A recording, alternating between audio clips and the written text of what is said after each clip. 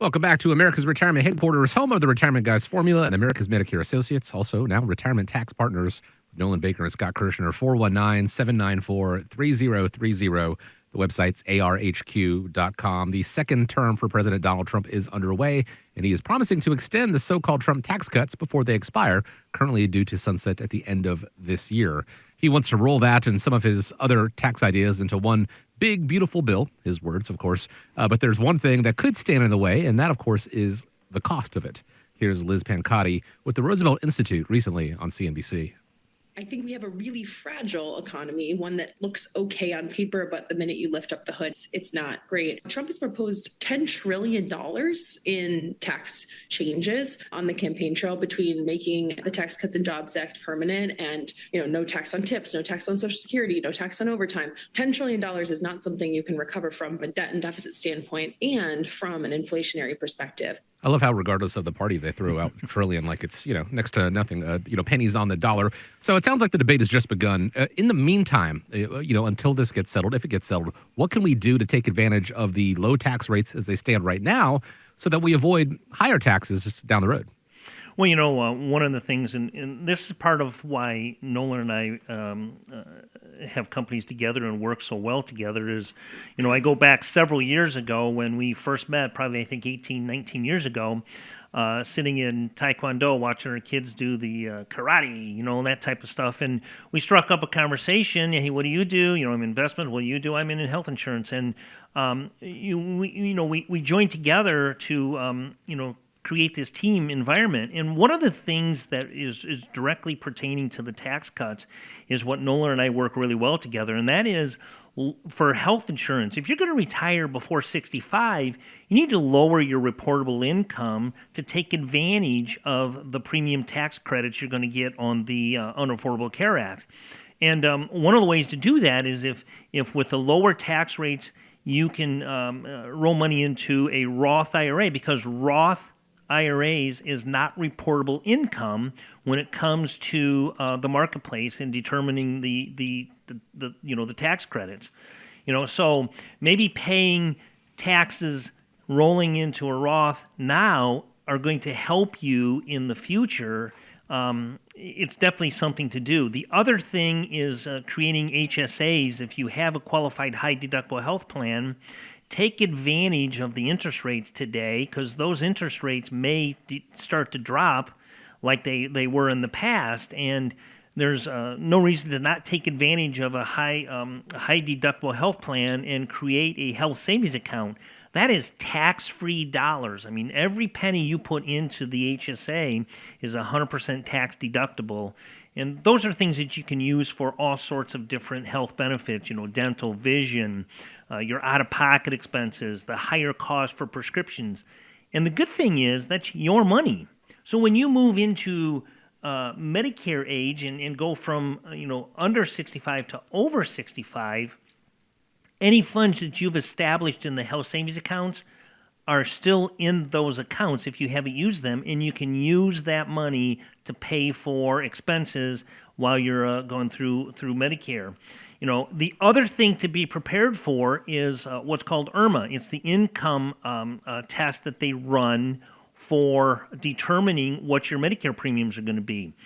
If you take a large sum of money, they look back 2 years. So in 2025, they're going to look at your income, reportable income for 2023, and that's what they're going to base your actual Part B premium on.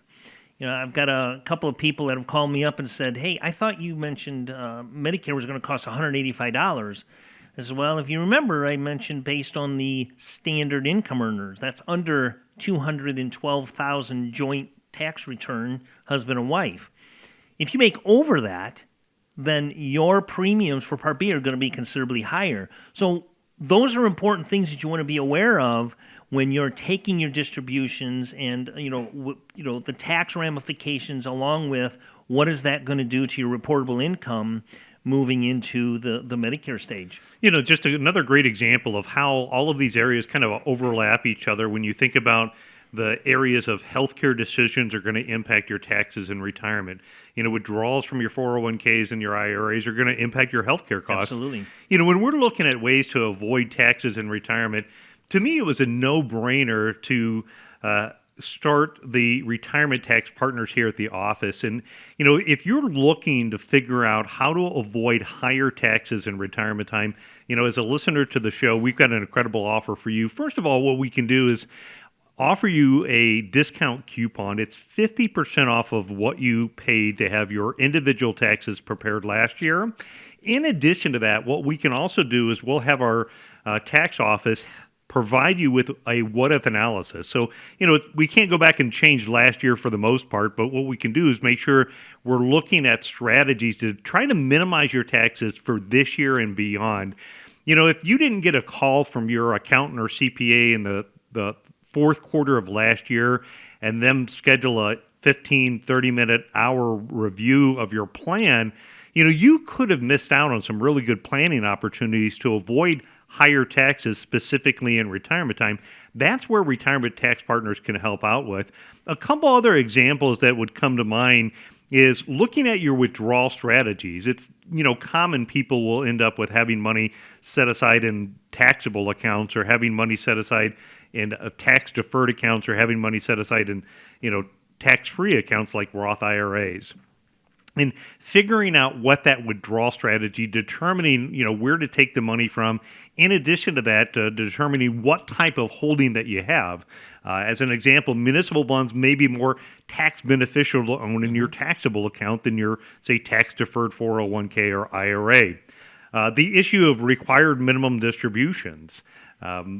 People will oftentimes delay taking that required minimum distribution, and what happens is that compound growth that they have, they can get into a situation where they have these required minimum distributions and it's pushing them in a higher tax bracket. So, while you're in your 50s and 60s, it's a good idea to think, if I've got enough money that I've saved up and I've, built this nest egg where I may not need it all, addressing the issue of planning ahead for required minimum distributions when you're in your 70s can be a great strategy to do in your late 50s or in your 60s. And then for those of you that are already close to or at the required minimum distribution age that are philanthropic minded and you make donations to charity, you really want to understand how those charitable strategies work to try to reduce and minimize the taxes. Another area, Scott, that we kind of go hand in hand when we talk about is not only looking at withdrawals from retirement accounts or how to invest that money. You talk about health insurance. We also talk with a lot of clients about optimization of Social Security. Oh, absolutely. Social Security is, for a lot of people, Social Security is their sole source of income moving in through retirement. One of the things that I really come into play with a lot of people with Social Security, they always ask me, when should I take Social Security? The one thing to keep in mind is if you're already taking Social Security, you're already enrolled in Medicare when you turn 65. But if you're not, you turn 65, Social Security and Medicare go hand in hand because you sign up through the Social Security Administration website, and I can help you do that.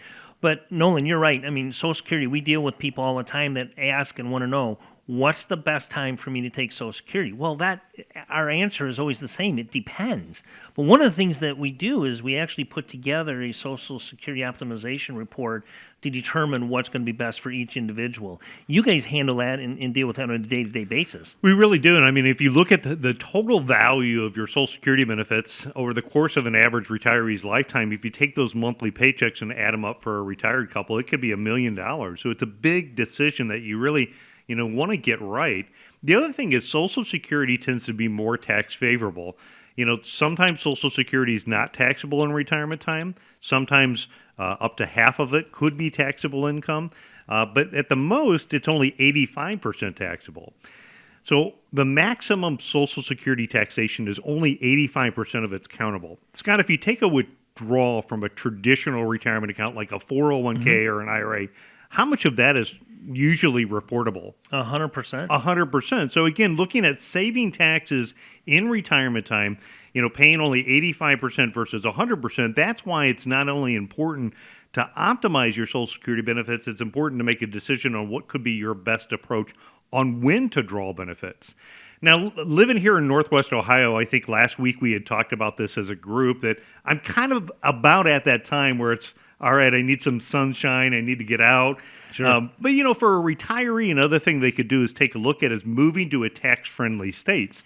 There are states that are more tax-friendly that you could live in. The final thing to do is to, again, review kind of your estate, your inheritance strategy. If you think about reducing your taxes for yourself, if you want to keep that wealth within your family, there's another big grab that's going to be on your family's dollars. And that's ultimately when you leave that money to a loved one. Things like beneficiary mistakes, things like avoiding probate, things like gifting maybe now versus later, all the things that work into it. So if you're looking for how to avoid higher taxes in retirement time, I think we have an incredible offer for you, whether you're a local listener or whether you're watching us across the U.S. on YouTube and you want to, get a discount off of your taxes. Right now we're offering that coupon. It's 50% off of filing your individual personal taxes for 2024 if you get a hold of our office and ask for that 50% off coupon.